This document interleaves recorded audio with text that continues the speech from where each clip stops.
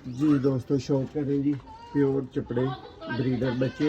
ये बच्चे दोस्तों जा रहे हैं जी मलिक जाहिर साहब को टैक्सला दोस्तों। ये शौक करें, ये दोस्तों उन्होंने बुक किए हुए थे तकरीबन 2 माह पहले से। तो अब भाई को बड़ी कलियों में दोस्तों बच्चे भिजवा रहे हैं। ये चेक कर लें बच्चे,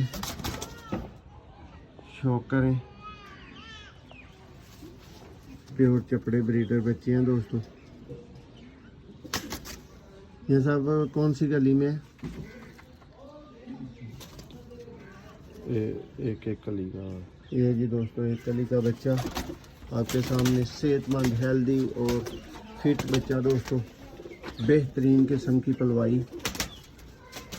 ये देख लें, सियालकोटी पिजन लवर से दोस्तों आप भी अच्छी से अच्छी चीज़ें। ये जी सियालकोटी पिजन लवर की कड़ियों में बच्चे हैं दोस्तों, घर के चपड़े बच्चे। ये देखें,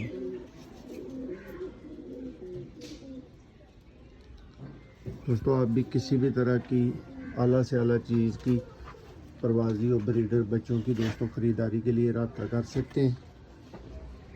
ये देखें 2 प्योर चपड़े बच्चे।